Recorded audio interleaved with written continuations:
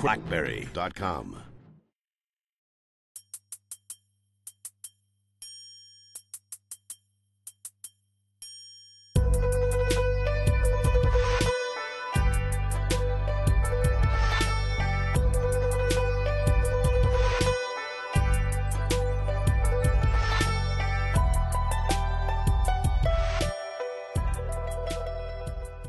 I'm Patrick, co-founder of S4BB.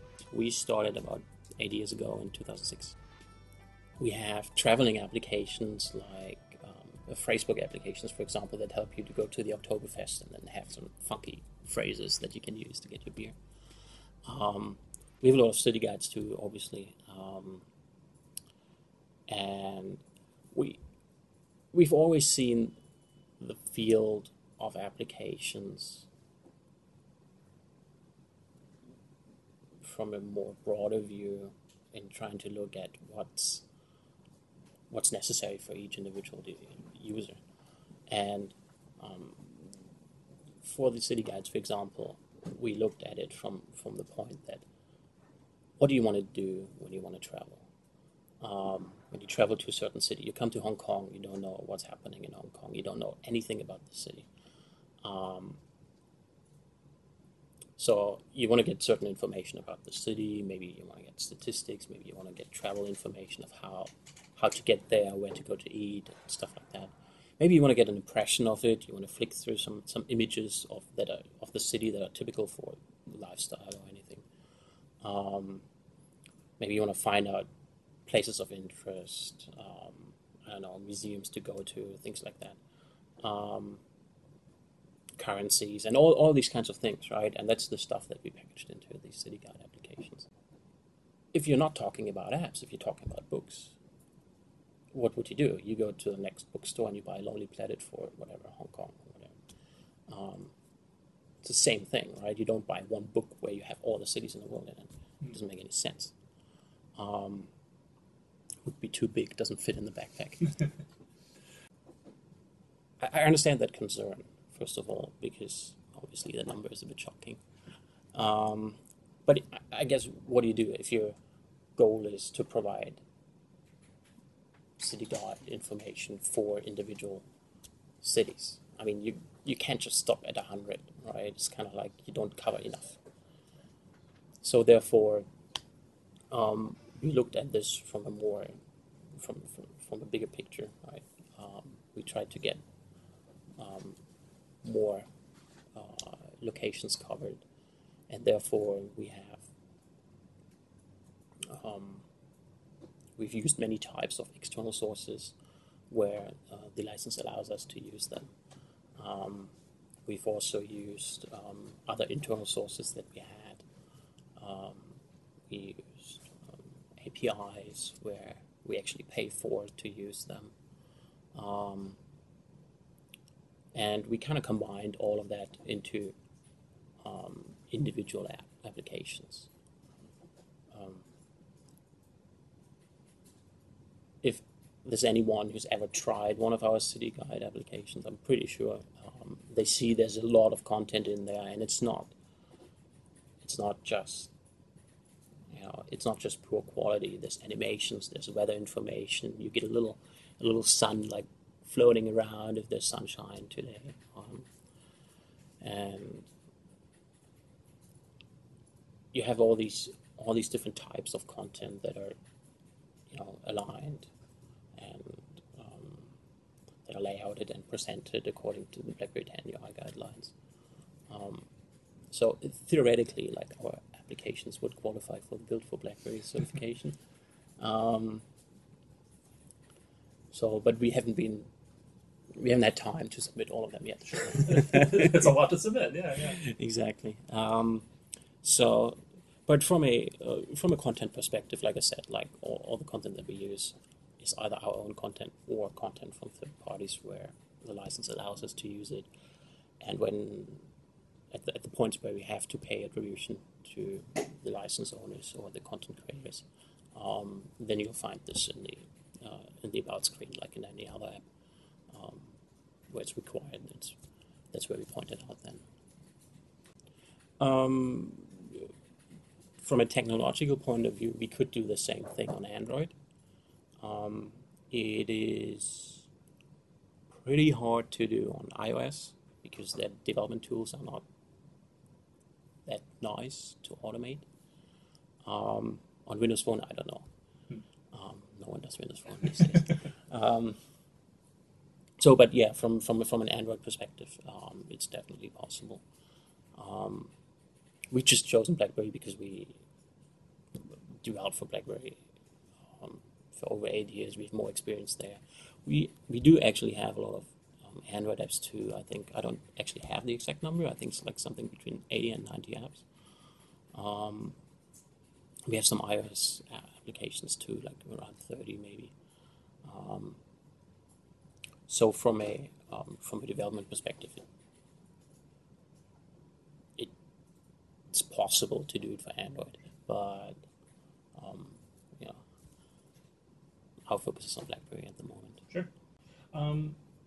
Could you hazard a guess as to why other developers don't use a similar system to pump out a ton of apps for across any of the platforms? I mean, it seems like once you have the framework in place, like you do with the city guides, just getting the raw information funneled in is a very efficient way to get a lot of useful applications out into the ecosystem. Why are you guys doing it? Nobody else is. Because it's not easy. It is actually really hard. I mean, it feels like when I read all these news articles about us, it feels like, we've been spamming people or things like that. But obviously, it's not a very easy process to get all this data collected properly and get each individual application created properly so that it has individual assets, it has individual unique lookout, and it works properly. I think there are not many companies in the world that do that approach. From a technological point of view, it's very challenging, but also from a business model point of view, most companies, most application developers, like I mentioned before, have a different approach. They look at it from one platform, one application, one service, or like 2 or 3, 5, but that's it, and not from a bigger perspective. The recent announcement of BlackBerry supposedly going private, it was not that new news. These rumors have been around for quite a while now, so it's not necessarily shocking or anything. It's just very shocking that they sell for so cheap, but Sure. who knows? So I don't want to comment on this very, very much, but from our perspective, it's more like we'll have to see how it works out. It's really a proactive approach of looking at how our download numbers are, how our sales numbers are, how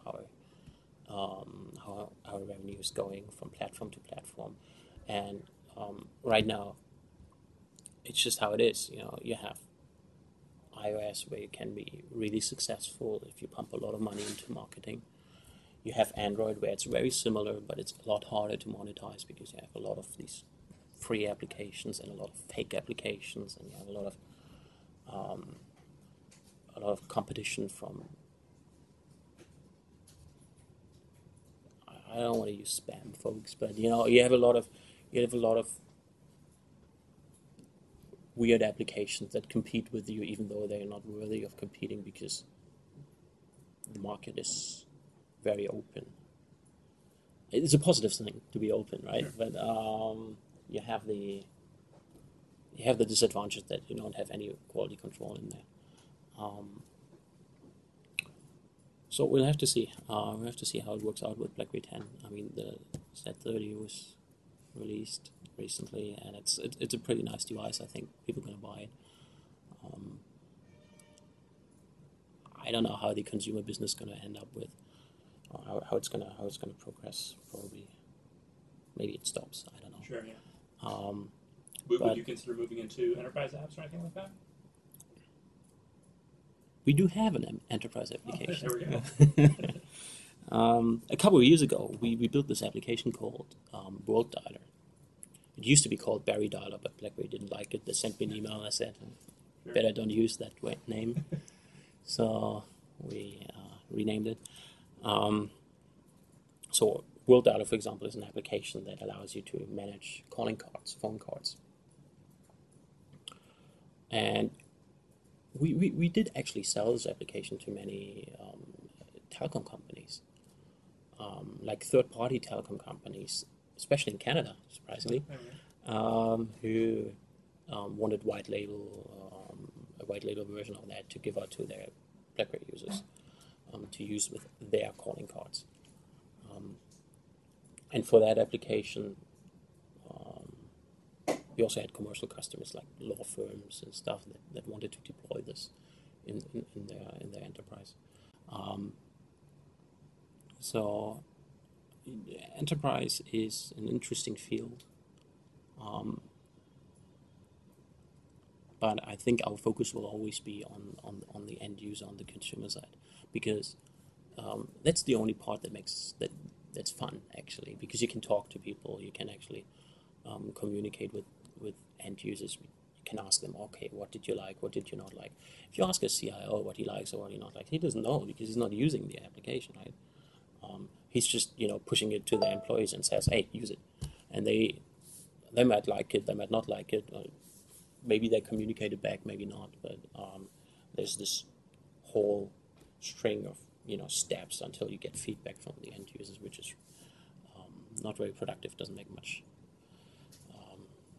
make it much fun to work with. So from our point of view, it's more an end user business. Apps are end user business because it's all about the people that use the application.